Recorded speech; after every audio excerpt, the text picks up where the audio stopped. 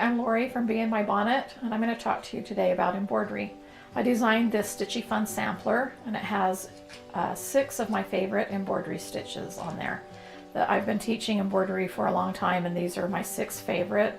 These are the 6 that I learned when I was a little girl, and they're still my favorite, and that's what this sampler consists of. Okay, so now let's go on to the back stitch, and I want to come up where I'm going to start. And with embroidery, you always want to keep your work above you, meaning you don't want to keep switching back and forth underneath. The only time I turn my hoop or frame around is when I'm tying a knot, when I'm knotting off at the end. So what I mean by that is you just want to work from the top. I'll show you what not to do. You don't want to do that and put your needle down into the back when you're doing a back stitch. You want to keep your work on the top. Your needle always should be at the top. So what you're going to do with the back stitch is now you're going to go into the hole where you came out of, and you're going to prepare for the next stitch at the same time. So see, this thread should be in the middle, the center of these 2 stitches where your needle went in and your needle comes out. And then you pull it, making that stitch, then go right back into the hole. If you don't go back into the hole where you came out, your line's going to be wobbly. So once again, you go back in. That's how you can get your stitches even. You judge by this thread coming out the center. So you're always working kind of 1.5 stitches at the same time, meaning one's going in where you're preparing for the next stitch. And all you're doing is just outlining the line that you've traced. This is what I use to outline letters or just any designs that's just a drawing. And you just keep working along like that.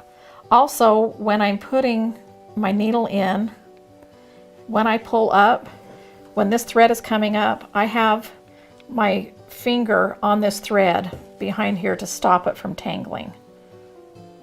I just kind of push on it a little bit. And that's another reason why I like these frames, because it allows for a little bit of a looser tension.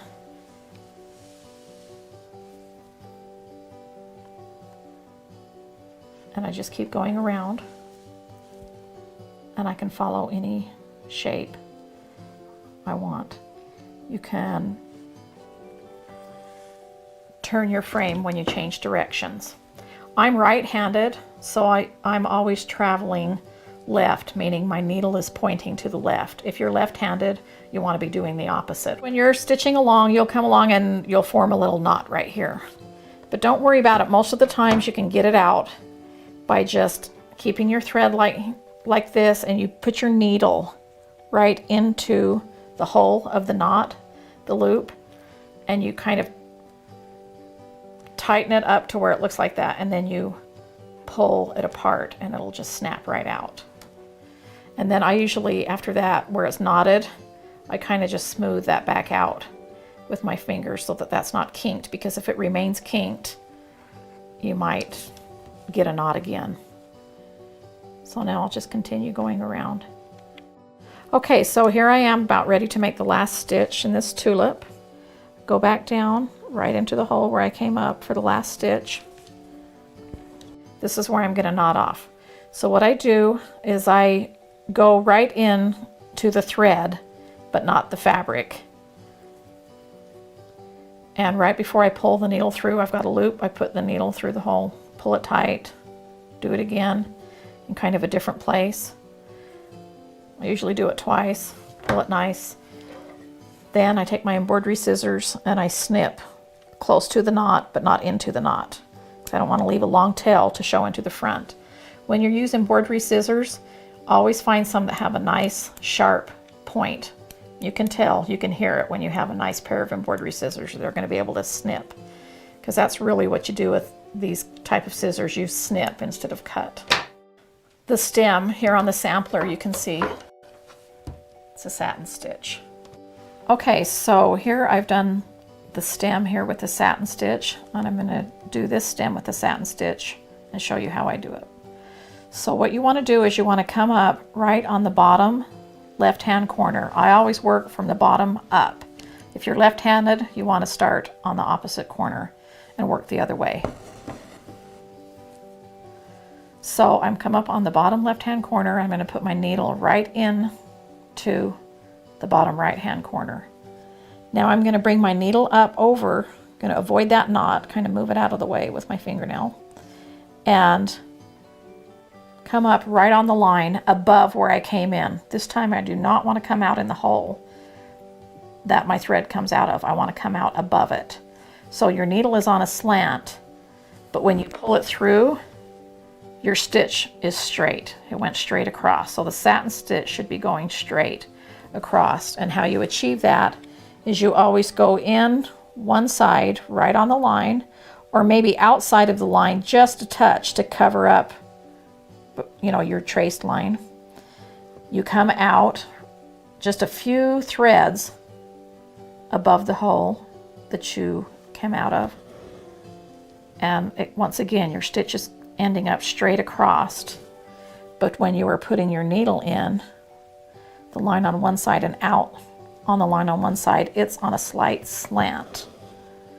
Now how you can tell how far apart to do your stitches is about how wide your thread is, because you just want it to lay across there nice and smooth all the way up without showing the white background in between. So that's how you can decide. I'm using 3 strands, so that's about how wide I do my stitches. And I just continue going all the way up until it's covered. Now the satin stitch is a great stitch. Don't let it intimidate you because it looks hard, because it isn't. It's easy, and it covers any area pretty quickly. A lot of mistakes that embroiders make when you're beginning is they make their stitches really close together, and that's when it can become real lumpy. You just want one stitch, you know, going across all the way up. And you're not going to have any problems if you go in right on your traced line and out on your traced line. If you don't go in and out on your traced line, it might end up looking like a green caterpillar, kind of going like that. So that's why it's important to trace your lines on that you can see. You want them to be dark enough to see. Looks like I've got about 2 stitches left. I'm going to go right in here on the corner, but I have to complete this stitch by coming out on the opposite corner.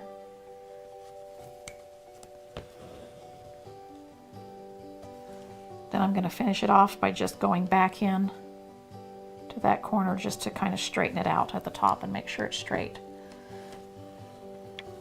I like to hold my threads down with my thumb when I'm doing that, just to stop it from getting a knot. And there you have the satin stitch. And once again, you just flip it around to knot off. I like to knot off after each object. I don't like to travel across the back of my embroidery so that it looks really messy. I like to knot off after each segment. When I do the leaves, when you decide where to start, I will start here and do the back stitch and go all the way around, come back in, and then end up here. And so that's where my knot will be. I'll knot off and then just start this whole other leaf. And that's the satin stitch. Okay, so now one more quick lesson on the satin stitch, because as you can see on the sampler here, these petals are also a satin stitch. I just want to show you once again, it's just the same shape. This is kind of an oval here, and I just start in the bottom left-hand corner because I'm right-handed. If you're left-handed, you want to start on the opposite side. So I just make a tiny little stitch. My knot's right there, so you can't really see, but I'm using my fingernail to move that knot out of the way so I can make that first stitch. See, I have one tiny little stitch there. I use this finger to hold the floss out of the way, and I go in on the line and come out on the line. Always hold your thread down with your fingers as you're pulling up, and that will really save a lot of knots. So once again, it doesn't matter what shape you're making from the satin stitch, because if you go in on your trace line and out on your trace line, that's the shape it's going to end up, whatever you traced. And I'm just working across. Whenever I do a satin stitch, I've never used anything smaller than 3 strands. You want a nice little puffy look. You can use more strands if you want, if it's bigger. But for something this tiny, more strands than this might end up looking just a little bit too much for my taste. So when I'm coming to the end of this, see there's just an open. I just didn't trace that closed. I just drew the pattern that way, a little loop. So all you have to do to close it is just straight across to your last stitch. Now this, I will not knot off on this, because all I have to do is come down here and start down here at the bottom, and my thread will be down here, so it'll kind of cover it. So I don't have to worry about that showing through the background. So I'll work all 4 of these petals before I knot off with the orange. I'll just treat that all as one.